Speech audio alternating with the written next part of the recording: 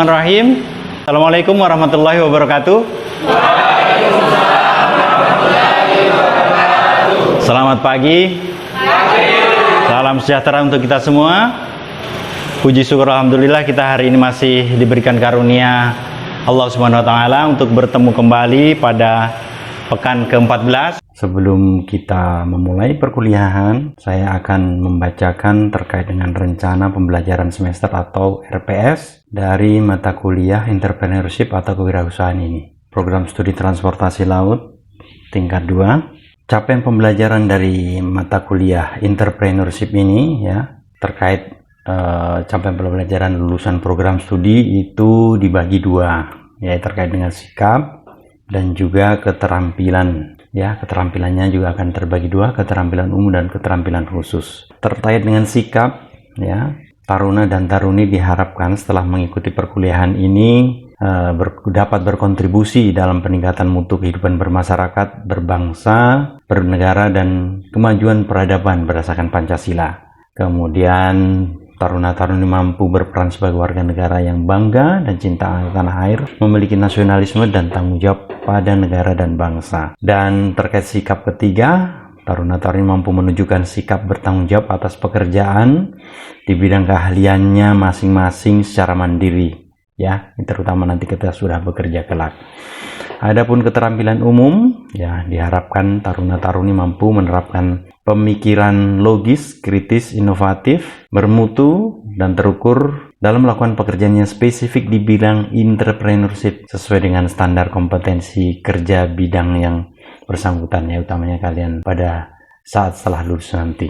Adapun keterampilan umum lainnya mampu memelihara dan mengembangkan jaringan kerjasama, hasil kerjasama di dalam maupun di luar lembaganya terkait bidang entrepreneurship atau kewirausahaan ini. Adapun keterampilan khusus dari capaian pembelajaran, ya, itu adalah merumuskan analisa dan rekayasa kegiatan entrepreneurship serta mampu menentukan jenis usaha atau pengembangan usaha terkait dengan entrepreneurship ini sesuai bidang transportasi laut. Berikutnya, taruna-taruni terkait dengan CPMK atau capaian pembelajaran, ya, berdasarkan mata kuliah ini diharapkan dari mata kuliah ini, ya, kalian semua taruni-taruni bisa menciptakan lapangan pekerjaan baru, ya, di bidang maritim, utamanya adalah di bidang transportasi laut, ya. Ini salah satu capaian pembelajaran yang diharapkan dari lulusan pada mata kuliah ini.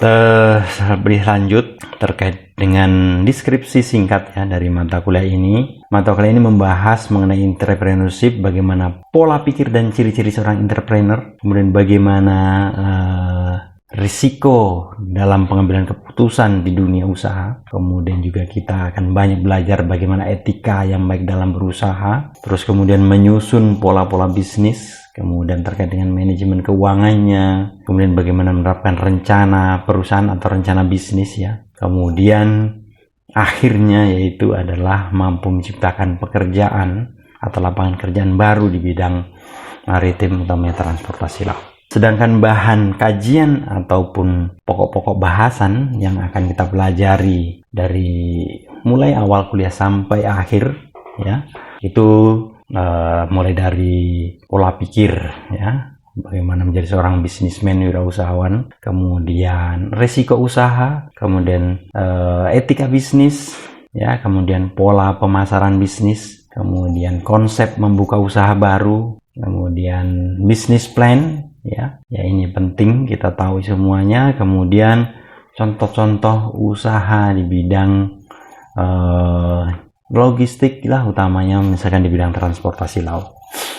Kita juga akan banyak belajar terkait dengan menilai kelayakan sebuah usaha. Kemudian kita belajar juga bagaimana break-even point, rencana anggaran biaya, dan kita juga akan lebih banyak mengenal juga terkait dengan digital marketing, ya. Di sini salah satu bahasan-bahasan yang akan kita pelajari. Terkait dengan referensi, nah ini banyak buku yang bisa kita pelajari di sini. Ada satu, mungkin buku-buku utama yang kalian bisa cari atau dapatkan itu tentang kewirausahaan. Karangan Kashmir, terbitan PT Raja Grafindo Persada tahun 2010.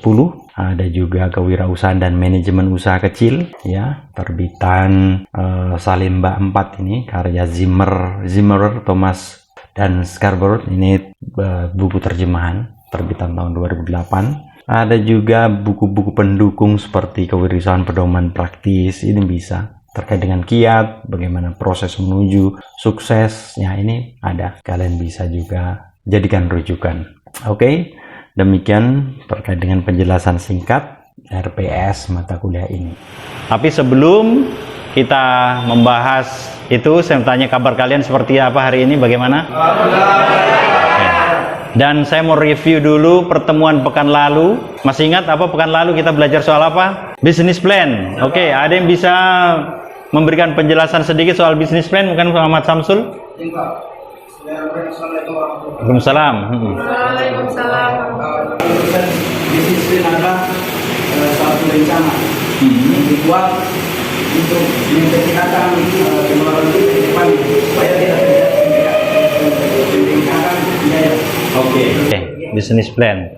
Dan ada tugas juga yang saya berikan terkait dengan business plan. Ya, masih ada yang tugasnya sudah masuk semua kan? Awis, bagaimana tugasmu Awis? Bisa dijelaskan isi tugasmu seperti apa? Rencana anggaran biaya. Iya, rencana anggaran biaya. Kehidupanmu 1 bulan, bagaimana? Jadi jenis biaya pengeluaran, biaya variabel, uang jajan 25.000, Iya. uang bensin 10.000, uang laundry 15.000, uang liquid 20.000, uang paket data 100.000, uang penyusutan kendaraan 100.000. Oke. Jadi revenue-nya apa di situ? Revenue yang kau dapatkan dalam 1 bulan, berapa nilainya dari tugasmu? 2.050.000. 2.050.000. Oke, masih ada yang bisa menambahkan tugasnya yang terkait dengan RAB, rencana anggaran biaya? Mungkin? Siapa? Namanya? Iya. Muhammad Yusri. Oke, pas. Jadi di situ 0. Jadi tidak ada sama sekali tabunganmu ketika terjadi sesuatu, tidak ada. Nah, ini untuk semua ini ya. Jadi sebaiknya kalian tetap punya saving ya, atau tabungan. Kalau dalam 1 bulan itu tidak ada sama sekali, nanti ketika ada kondisi-kondisi tertentu, ya itu salah satu garis besarnya di situ terkait dengan RAB 1 bulan kehidupan kalian, ya. Oke, dan hari ini saya mau berpindah terkait dengan materi pekan ke-14. Bisa perhatikan di depan, garis besarnya ini, materi ini adalah terkait dengan digital marketing. Ya, digital marketing itu tentunya seperti di RPS yang sudah saya bagikan di awal kuliah, di pekan 14, garis besarnya adalah bagaimana kita menjual, ya, pemasaran dengan menggunakan era digital, memanfaatkan era digital. Seperti kalian tahu hari ini kan semuanya serba digital. Dan saya yakin dari kalian semua sudah memiliki smartphone semuanya kan? Tidak yang tidak punya. Dan pasti kalian punya juga jejaring sosial media. Nah, itulah tentunya harus dimanfaatkan. Dan hari ini kita akan bahas panjang lebar terkait dengan digital marketing. Oke, perhatiannya ke depan. Ya, terkait dengan digital marketing. Nah, ini seperti kalian bisa perhatikan, ya, terkait dengan teknologi informasi yang hari ini semakin maju, ya, bahwa orang yang tidak beradaptasi dengan digital, dengan era teknologi informasi, mereka akan apa? Ketinggalan zaman. Mereka akan punah. Tahu pasti punah? Apa? Habis, mati, ya, hilang dari peradaban. Jadi ketika orang yang tidak bisa beradaptasi mengikuti dengan teknologi informasi sekarang, mereka akan hilang, punah. Kalian seperti halnya cerita dinosaurus, ya. Mereka yang tidak beradaptasi ini terkait dengan teori Darwin, ya. yang mengatakan bahwa mereka yang tidak beradaptasi mereka akan hilang. Ya, itulah salah satunya. Nah, terkait dengan teknologi informasi ini masih berkaitan dengan teori Darwin tersebut. Ya, mereka yang tidak ada beradaptasi mereka akan hilang dari peradaban. Terkait dengan digital marketing, salah satunya adalah hal seperti yang di depan. Kalian perhatikan ya. Kalian mau tahu contohnya? Ya, contohnya adalah media massa hari ini. Seperti berapa kali saya ungkapkan, media massa ketika tidak beradaptasi dengan lingkungannya, lingkungan teknologi informasi, mereka akan hilang. Terkait dengan teknologi informasi, informasi adalah media cetak. Media cetak apa saja? Kalian masih ingat? Koran ya. Nah, koran. Masih banyak, semuanya serba dicetak. Ya. Kalau ini tidak beradaptasi, ya. Nah, salah satu langkah yang dilakukan supaya mereka beradaptasi adalah mengikuti ini. Perkembangan ini. Perkembangan era teknologi informasi. Sekarang sudah era 4.0, sudah mengarah lagi ke 5.0. Nah, inilah salah satunya teknologi informasi yang bisa saja mematikan semuanya. Seperti beberapa kali termasuk media massa. Kalian sudah lihat ini, pasti wujud-wujud koran dalam bentuk media sosial. Wujud-wujud berita yang diubah menjadi di Instagram, ada di Facebook, ada di TikTok, dan semua itu diubah dalam bentuk apa? Audio visual. Ada yang tahu apa itu audio visual?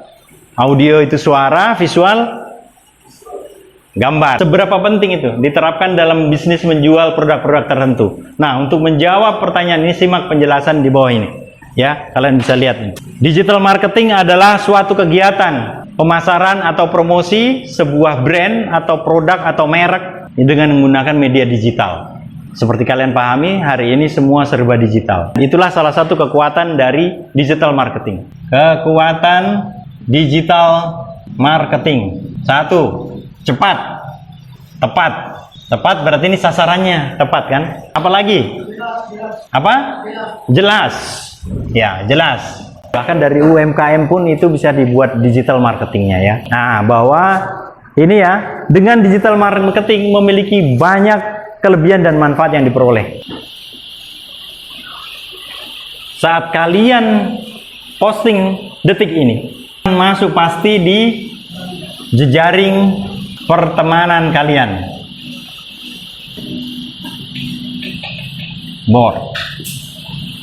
Kalian tidak minta-minta. Kalau tidak tambahkan tagging, cuma teman yang tahu. Kalau ditambahkan tagging temannya Samri, temannya Prina, temannya Samsul, temannya Samsi, nah itu pasti teman-temannya juga mereka akan tahu mengorder ke siapa. Nah, itu semuanya ada di situ. Nah, setelah mengetahui informasi-informasi seperti yang sudah diposting ya terkait dengan digital marketing tadi, yang diposting produknya, selanjutnya Anda dapat melakukan evaluasi mana iklan yang baik, mana iklan yang buruk, mana desain iklan kita yang mudah diterima atau yang masih susah-susah diterima. Itu kita bisa lakukan evaluasi. Oh, tayangannya ini terlalu jelek atau terlalu gelap, ini mau ditingkatkan lagi ya, engagementnya, keterikatannya dengan pembaca ya, seperti itu. Jadi ada evaluasi dilakukan terkait mana iklan yang kita promosikan tadi bagus, mana yang buruk. Oke, Samsul jelas mungkin Sahra? Oke, mengapa pemasaran digital menjadi penting ya? Seperti sebagian saya sudah utarakan ya. Begitu banyak hal manfaat. Ini sangat penting ini. Kemudian keterjangkauan ya, di beberapa item tadi saya sudah ungkapkan ya. Kemudian bagaimana jelas ya, efektif, tepat sasaran ya. Konsumen yang dituju misalkan perempuan 50 tahun sampai 60 tahun pasti akan tepat sasaran. Ya, kalau kita menggunakan sistem digital. Bahkan di luar dunia pun, kalau di luar angkasa masih bisa koneksi internet, masih bisa membuka. Ya, jangkauannya tidak terbatas. Coba bandingkan kalau itu media massa misalkan koran cetak, www, World Wide Web, maksudnya web situs kan. Nah, itu kan bisa menjangkau seluruh dunia, world dunia. Oke, apalagi ini tadi, murah dan efektif. Ya, saya mengulang tadi, murah dan efektif. Kalau kita memposting kan tidak ada biaya. Yang penting kita sudah membangun jejaring pertemanan, jejaring komunitas, ya itu yang diperlukan dan itu dibangun terkait dengan digital. murah dan efektif. Ya, kalian bisa perhatikan di depan, dibandingkan pemasaran tradisional ini ya, itu iklan di televisi. Apalagi di televisi itu ada prime time ya, ada waktu yang orang begitu banyak menonton. Jadi tergantung selera masing-masing. Tapi di prime time itu dijadwal ketika banyak orang menonton TV. Itulah disebut dengan prime time. Itu sangat mahal iklan di situ. Kalau koran cetak saja mungkin satu halaman harganya 25 juta misalkan. Kalau kalian ke digital murah sekali. Apalagi kalau kalian mau promosikannya lewat sponsorshipnya Instagram atau Facebook. Kalian cukup mentransfer uang 100.000. Oke, next ini membangun nama brand. Ya, yang tadi yang tidak ada di sana keunggulan ya, membangun nama brand. Kenapa? Di dunia digital seperti ini, merek ini, itu kalau kita posting hari ini tidak akan hilang besok, tidak akan hilang besok lusa, tidak akan hilang 1 tahun kemudian, 2 tahun kemudian, 10 tahun kemudian. Coba bandingkan kalau kalian masih bicara koran cetak, newspaper. Hari ini dicetak, besok kira-kira masih ada enggak? Ada, tapi sangat terbatas. Kita cari-cari, Pi. Kalau di digital kita tinggal searching saja, namanya muncul lagi. Ya, itulah terkait dengan membangun nama brand. Dia disponsori olahraga. Kemarin di yang acara Asian Games, yang SEA Games, yang Jakarta, sponsor utama AIS. Padahal belum tentu di situ tujuan untuk kita misalkan menjual ya, kalau perusahaan. Ya, itu tadi, membangun merek. Nah, keuntungan yang lain berikutnya. Kita harus menyiapkan sebenarnya platform yang kuat. Paling tidak jangan dimatikan Mubarak. Tetap ada. Ya. Tetap ada supaya merek itu tetap ada dan bertahan. Waktu besok lusa, bulan depan, minggu berikutnya dan seterusnya, itu kita kemudian ada yang nyantol di situ dan kemudian meminta. Nah, kita harus siap. Ya. Nah, itu tadi. Kalau kita bicara misalkan jauh misalkan ya, biayanya mahal. Kita harus mengantisipasi. Oh, boleh jadi kita bisa mencarinya di Makassar saja.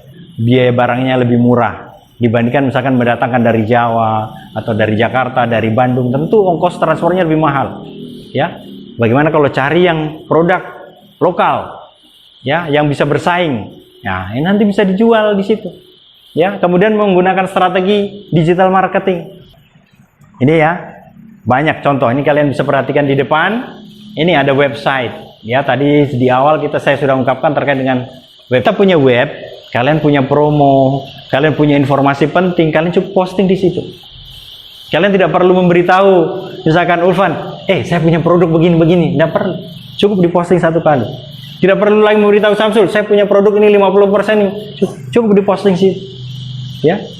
Kalau sudah orang subscribe atau berlangganan, dia otomatis akan muncul di dashboardnya. Apakah di Instagramnya, di Facebooknya, atau di YouTube-nya, di TikTok-nya. Nah, itu tadi. Terkait dengan ya ini digital marketing menggunakan website. Atau Samsul? Oke, mudah-mudahan jelas ya sampai di sini. Nah, ini terkait dengan digital marketing. Nah, kemudian ini kalian yang sudah sangat familiar menggunakan ya, belum tadi ada satu YouTube juga ya. Apa semua banyak sekarang semua ya, media-media sosial yang itu kita bisa optimalkan untuk bisa membuat pasar atau membuat marketing kita sesuai dengan targetnya ya. Jadi posting atau edarkan merek bisnis di platform media sosial ini. Kalau kalian punya misalkan tadi siapa Mubarak ya, nah posting di situ, bikinkan semua ini, akunnya semua bikinkan, posting semua bikin, tag semua teman-teman, itu lebih tepat sasaran, lebih cepat orang memahami. Ya, dengan cara ini Anda dapat langsung menjelaskan bisnis Anda tanpa bertele-tele, putar lagi.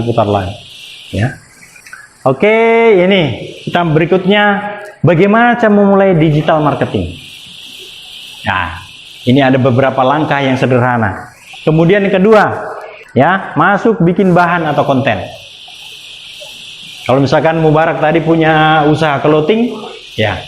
Harus cari bahannya untuk foto clothing atau foto kaos yang paling bagus bagaimana. Jangan asal-asalan. Ya. Kalau kalian memberikan asal-asalan, hasilnya juga akan asal-asalan. Ya. Berikan yang paling bagus. Banyak sekarang kalau kita mau belajar di dunia digital. Kenapa? Karena dia menghibur, bikin yang lucu-lucu. Nah, makanya kalau bikin konten, jangan yang menghibur. Ada AI, Artificial Intelligence. Jadi kalau kalian misalkan Sahra ya, melike di video YouTube tentang cerita anak-anak, yakin dan percaya besok AI ini akan mengirimkan like di dashboard YouTube kalian, pasti akan terkait dengan video cerita anak, dongeng. Ya, misalkan Samri hari ini memberi komentar video perkelahian, yakin dan percaya besok dan mungkin sedetik berikutnya, semenit berikutnya, bagaimana Valentino Rossi pensiun, menonton itu terus, pasti di dashboardnya itu di YouTube-nya akan ditayangkan semua terkait dengan videonya Valentino Rossi. Siapa yang melakukan itu? Inilah dia yang punya tugas. Kalau sudah, tentunya kita akan bicara tugas ya. Tugasnya nanti akan saya berikan ya, sebagai penjelasan dan juga sebagai kalian praktiknya, supaya kalian bisa melakukan, mengerjakan terkait dengan materi kita hari ini, digital marketing. Ya, nanti kalian bisa akses di Google Classroom atau nanti saya bagikan juga materinya nanti di WA Group ya. Setelah itu kalian bisa mengerjakannya dan bisa dikumpulkan pekan depan. Mudah-mudahan jelas semuanya dan perkuliahan hari ini bisa memberi manfaat kepada kalian. Sekian saya tutup. Billahi taufiq wal hidayah. Assalamualaikum warahmatullahi wabarakatuh. Waalaikumsalam warahmatullahi wabarakatuh.